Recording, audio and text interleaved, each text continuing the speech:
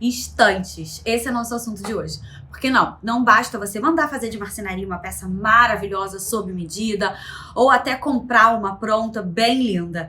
Fazer essa arrumação, deixar ela produzida com harmonia, com equilíbrio, faz toda a diferença, né? E eu sei que isso pode ser um bicho de 7 cabeças para muita gente, mas não precisa.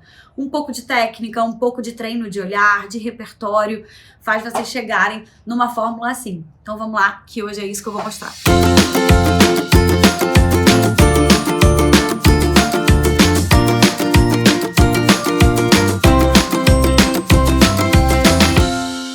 Então vamos lá para os ingredientes dessa receita, os ingredientes de hoje e que tipo de adorno a gente usa numa estante. Porque tem aquelas coisas que são mais propícias, o que a gente usa mais e o que a gente não deve usar, é para evitar mesmo.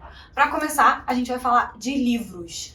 E aqui nesse caso, em estante, tanto livro assim, grosso, com capa dura, fica bom, quanto também formar pilhas de livros de leitura que sejam mais moles, que tenham a ver com os assuntos que vocês gostam, vai falar um pouco de vocês, né? Depois a gente vai para plantas.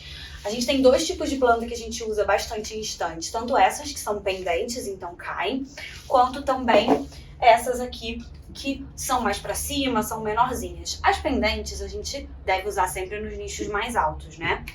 Quadros. Sei que quadro muita gente não pensa em usar em estante, em prateleira, mas eles caem muito bem. Eles fazem um tipo de volume diferente, que ele é mais plano para trás, mas ao mesmo tempo ele preenche com cor, com imagem a sua estante. Objetos de família, de viagem, objetos que contem um pouco de história e objetos menores, assim, são sempre importantes para colocar nas áreas que precisam de mais respiro. Vasos, óbvio que a proporção deles, a gente tem que pensar com a proporção da estante. Então pode ter alguns menores, outros maiores. Eu gosto de usar dupla também, assim, de tamanhos diferentes, mas é importante vocês pensarem em não usar muita dupla repetida o tempo todo. Porta-retrato, mais ou menos como quadro, também cria um volume diferente, que é mais plano, que fica mais encostado atrás, mas que traz imagem, traz foto. É um lugar que eu gosto de usar foto bastante, é na estante.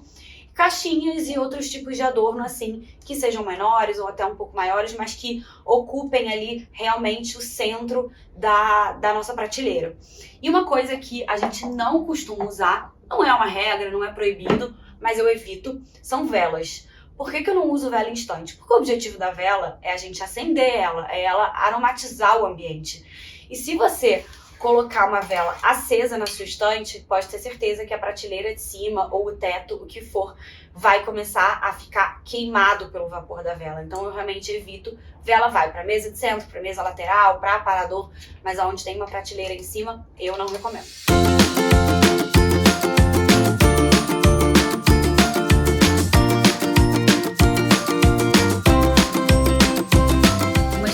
Alma, com personalidade, precisa que você traga a sua história, precisa que você traga quem é você, as peças que você trouxe de viagem, peças de família. Eu sei que tem sempre um receio, né, de usar peças que de repente são antigas, de família, não tem nada a ver com a decoração da sua casa hoje, que vão pesar muito. A gente recebe muito esse tipo de dúvida, mas não fica com esse medo, é tudo uma questão de equilíbrio, saber mesclar elas bem, misturar elas direito, você vai ter um resultado com muito mais personalidade. Ninguém quer em casa uma estante parecendo o showroom da loja de decoração, né? Precisa ter você ali. A primeira coisa que você vai fazer, principalmente se você já tem a estante ali, se ela já tá com alguns adornos ou um elemento que seja, a primeira coisa que você vai fazer é tirar tudo, deixar ela completamente vazia. Isso vai fazer com que nada interfira no seu olhar. Às vezes dá vontade de já deixar ali alguma coisa que você quer manter, né? E você acha que só complementa. Mas faz muita diferença você conseguir olhar para a estante toda sem nada e pensar e ter um raciocínio limpo mesmo. Quando eu olho para essa imagem da estante completamente vazia, eu já consigo visualizar logo de cara aonde eu vou colocar mais força, aonde vão ter nichos mais leves e por aí vai. Para mim já é muito natural, quase instintivo esse movimento. Nada como um desenho para vocês entenderem bem. Mas o primeiro conceito que eu quero que vocês entendam é que tem objetos mais pesados e objetos mais leves. Então Então, quando a gente fala de objetos grandes, que dentro da proporção da sua estante vão ocupar um grande espaço, como malas, como plantas pendentes, como quadros, esses são objetos mais pesados. E quando a gente está falando de objetos que ocupam menos espaço ali, um vasinho, um porta-retrato, que ainda tem bastante espaço de respiro em volta do nicho, são objetos mais leves.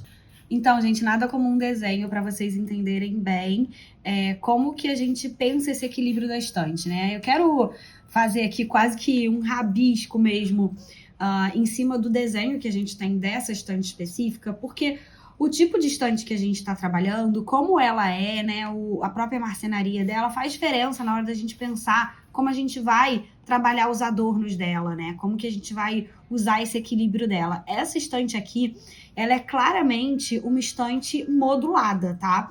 Então, olha, aqui a gente tem um módulo, tá vendo certinho esse retângulozinho aqui, e ele vai se repetindo. Então, aqui eu tenho um do lado do outro, aqui eu já tenho 2 módulos livres, formando esse espaço aqui maior. Aqui eu tenho 4 livres, para cá eu já tenho 2 livres na horizontal, aqui também na horizontal 3 livres, e em cima 2 um do lado do outro. Então, é uma estante modular, mas ela não é toda repetida igual, né? Ela tem esse jogo de módulos que vão se sobrepondo, fazendo um desenho diferente.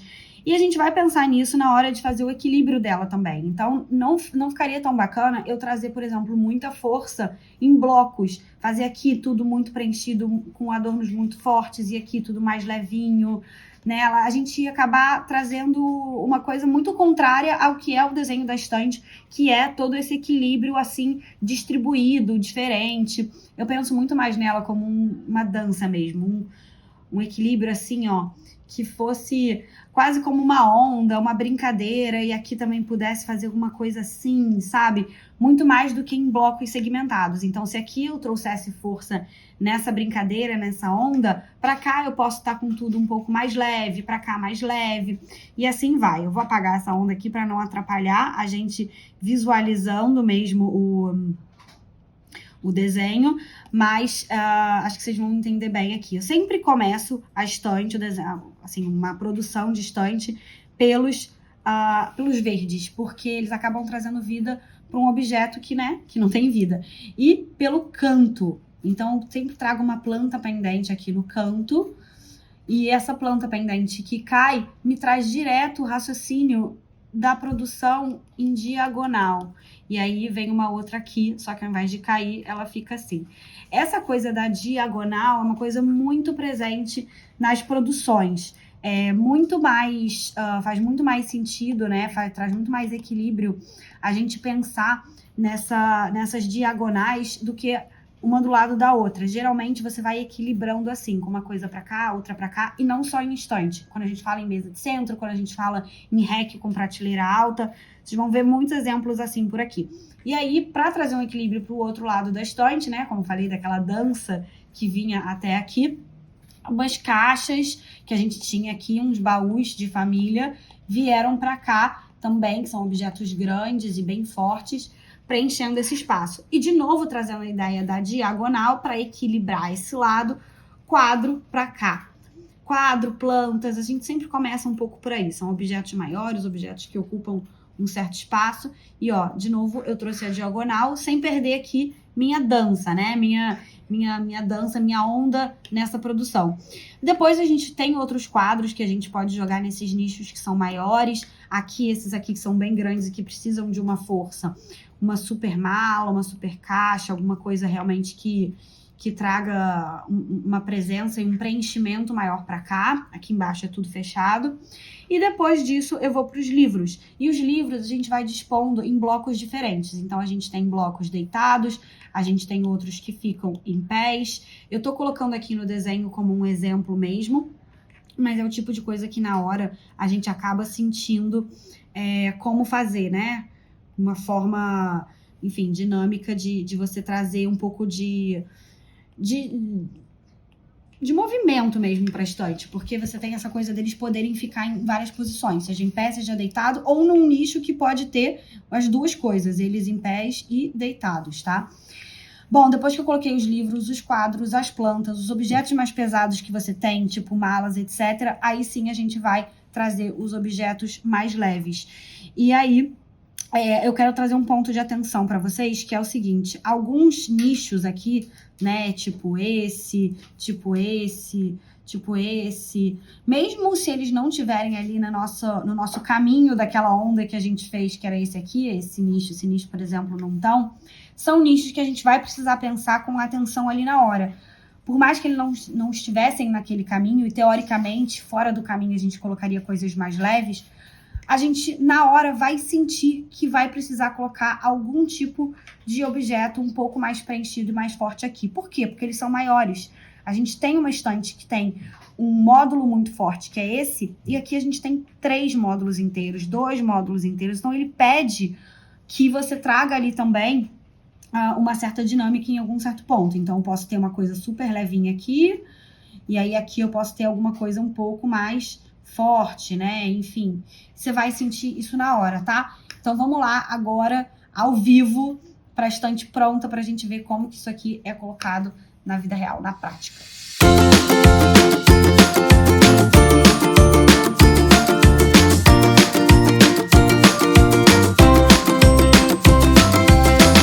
E aqui o resultado da estante pronta. Olhem que linda. A gente tem esse pendente aqui, que é essa estante ao fundo de um home office. Então esse pendente aqui é para mesa, vida real mesmo. E aí aqui eu vou mostrar para vocês um pouco do que eu pensei em cada nicho e vocês vão entender como aquele desenho na prática funciona. Aqui eu comecei tudo por essa planta e logo naquela técnica da diagonal eu trouxe outra para cá, só que mais alta.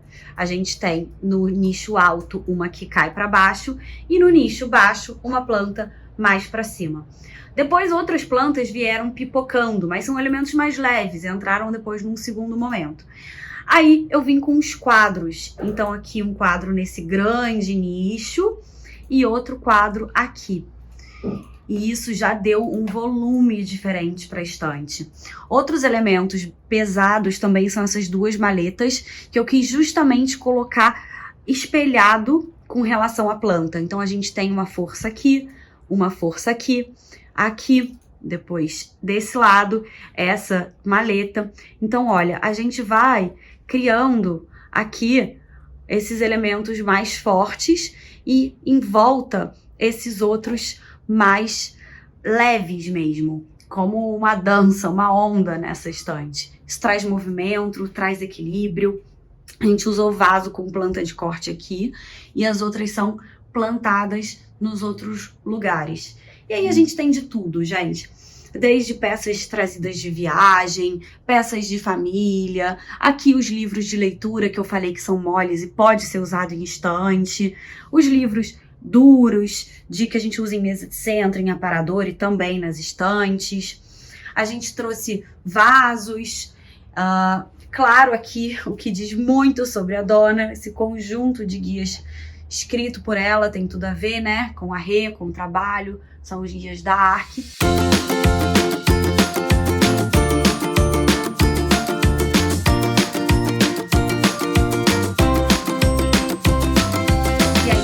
Reparem no que eu falei da ocupação. Aqui a gente tem um nicho mais ocupado, né? Mais com esse elemento pesado. Ali também, olha o nicho da planta, como ele tá super ocupado. E aí a gente vem com esses nichos mais leves. Olha como tem espaço de respiro aqui. Muito espaço de respiro.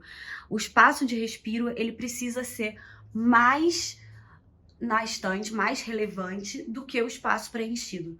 Porque o espaço de respiro é essencial para te fazer enxergar cada coisa. Tudo preenchido, ninguém consegue olhar para nada. Outra coisa que eu adoro usar em estante é abajur, pequenas luminárias. Então, a gente sempre deixa umas tomadinhas para fazer esses efeitos. Dá para botar um neon, uma luminária que seja só um filamento. Eu acho que fica demais. Aqui a gente também deixou essas outras tomadas, porque como é uma estante de apoio de um home office, olha, elas ficam práticas para carregar um telefone. E aí aqui, ó, esse interruptor, não mostrei para vocês ela acesa, acende todos esses LEDs. Olha como ela fica linda acesa.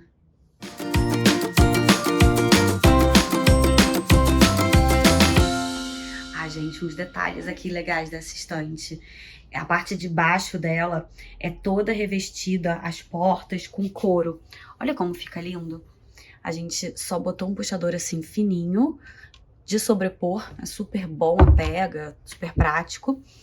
E além disso, a iluminação dessa estante, né, ela tá embutida nessa prateleira. Então na prateleira superior tem sempre um perfil embutido aqui. O perfil ele é super fininho, mas eu prefiro usar o perfil que tem assim um acrílico do que usar a fita de LED e ela fica marcando. E aí, gostaram de entender todos esses detalhes que a gente pensa na hora de produzir uma estante? Bom, espero que vocês consigam reproduzir por aí. Nesse mundo pós-pandemia, uma estante de fundo de tela para os seus calls, para os seus zooms, elas ganharam uma posição de destaque, é inegável, né? Bom, se você gostou, se você acha que vai conseguir aplicar, me conta aqui por quê, me conta o que você aprendeu de diferente. E já sabe, se inscreve no canal para ter mais vídeos assim e compartilha. Beijo!